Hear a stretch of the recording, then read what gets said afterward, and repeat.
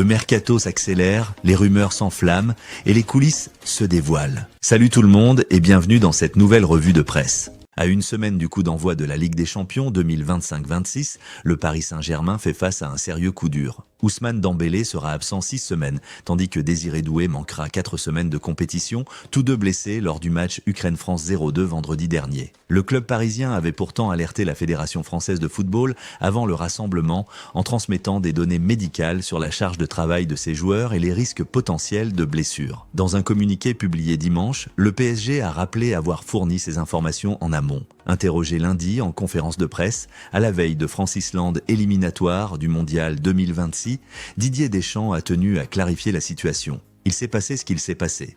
Je suis surtout déçu pour Ousmane et Désiré, car on perd 2 éléments pour le match de demain. Nous avons agi de manière professionnelle et progressive, en tenant compte du ressenti des joueurs. Pour être clair, le PSG n'est pas notre adversaire, même si nous avons des intérêts divergents. Le sélectionneur des Bleus a également précisé le protocole en vigueur. Tous les joueurs doivent constater leur blessure à Clairefontaine. Si ce n'est pas possible, ce n'est pas possible. Quelques minutes plus tôt, Aurélien Tchouaméni avait lui aussi été interrogé sur ce dossier sensible. Le milieu du Real Madrid a défendu son sélectionneur. On n'en a pas beaucoup parlé, mais tout le monde était déçu pour Ousmane et Désiré. S'il y a un risque, le coach est toujours conciliant. À Madrid, la communication entre le club et la sélection est bonne. Chacun défend ses intérêts, mais au final, c'est le joueur qui exprime ses sensations. Si ça ne va pas, le coach comprend. Il n'est pas bête. Les blessures font partie du jeu. Cette sortie de Deschamps vise à apaiser les tensions avec le PSG, alors que les intérêts des clubs et de la sélection s'entrechoquent une nouvelle fois à l'approche des grandes échéances.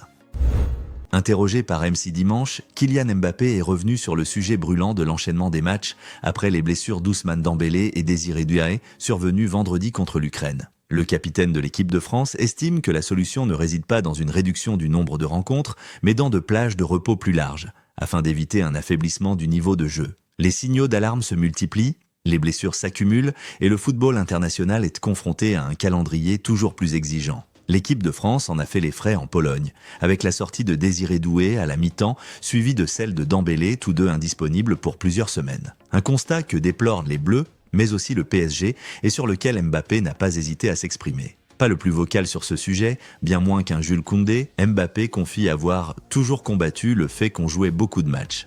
Il tente de rester mesuré tout en exprimant son point de vue. Non, on n'a pas le droit de se plaindre parce que les gens ne comprennent pas qu'on puisse se plaindre. C'est comme ça, il faut accepter. Mais je pense que la réflexion évolue. Je peux comprendre que les gens, les instances, veulent qu'on joue beaucoup de matchs parce que c'est vrai que l'on gagne de plus en plus d'argent. Pour Mbappé, auteur de 43 rencontres, en 36 semaines, en 2025, malgré plusieurs absences, la solution est claire. Imposer des périodes de repos, club comme sélection. Ce que l'on peut combattre, nous, ce sont les tranches de repos. Jouer le même nombre de matchs, mais avoir un peu plus de repos. On a joué la Coupe du Monde des clubs, à peine 2 semaines et demie après, on était déjà de retour à l'entraînement. C'est difficile de couper. Pour nous, c'est comme l'enchaînement d'une nouvelle saison. Cet enchaînement a impacté de nombreux clubs, dont le Paris Saint-Germain qui a démarré sa saison sur un rythme plus calme, avec des compositions hybrides et des cadres encore en phase de reprise.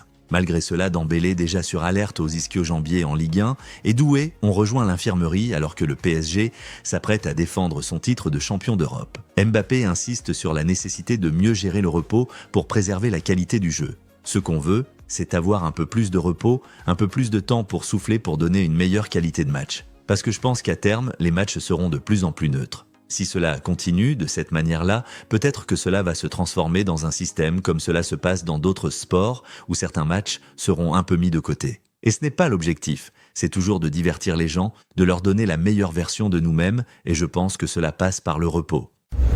Courtisé cet été par le Bayern Munich et Liverpool, Bradley Barcola reste l'une des jeunes valeurs sûres du Paris Saint-Germain. À seulement 23 ans, l'attaquant formé à l'Olympique lyonnais est encore lié au club de la capitale jusqu'en 2028.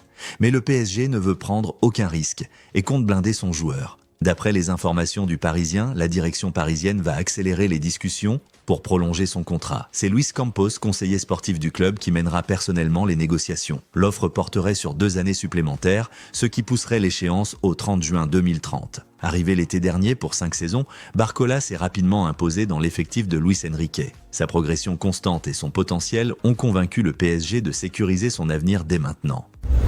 Après l'éviction rapide d'Erik ten Hag, le Bayer Leverkusen s'est activement mis en quête d'un nouvel entraîneur. Plusieurs noms prestigieux avaient circulé, comme Raoul, Xavi ou encore Ange Postecoglou. Finalement, le club allemand a choisi une piste moins médiatisée. Selon les informations de Kicker et Sky Allemagne, c'est Kasper Hjulmand qui prend les rênes de l'équipe. Âgé de 53 ans, le technicien danois a dirigé la sélection nationale du Danemark entre 2020 et 2024. Sans poste depuis un peu plus d'un an, il va désormais retrouver la Bundesliga où il avait déjà entraîné Mayence lors de la saison 2014-2015. André Onana rejoint Trabzonspor sous forme de prêt en provenance de Manchester United, sans option d'achat ni frais de prêt. L'information est révélée par Fabrizio Romano. Les contrats sont signés, il ne manque plus que la validation du club et le voyage du gardien la semaine prochaine. Ce départ marque un tournant pour Onana, en quête de confiance après une saison compliquée à Manchester. Pour Trabzonspor, c'est une recrue de prestige qui pourrait apporter une vraie stabilité dans les cages. Coup dur pour le FC Barcelone. Le club catalan a publié un communiqué officiel sur X ce lundi, annonçant que Frenkie de Jong souffre d'une blessure musculaire. Touché au muscle obturateur externe de la jambe droite, le milieu néerlandais sera indisponible pour une durée encore indéterminée, son évolution médicale déterminant son retour à la compétition. Cette nouvelle blessure s'ajoute à une longue liste qui touche actuellement les grands clubs européens après les cas d'Ousmane Dembélé et Désiré Doué au PSG, alors que le Barça doit déjà jongler avec un effectif limité. Voilà, c'est la fin de cette revue d'actualité Mercato. Merci à toutes et à tous d'avoir suivi cette vidéo jusqu'au bout. N'hésitez pas à donner votre avis dans les commentaires, à liker et à partager si vous avez apprécié. Et surtout, abonnez-vous pour ne rien manquer des prochaines actus transferts et analyse foot. On se retrouve très vite pour un nouveau Actu Foot Mercato.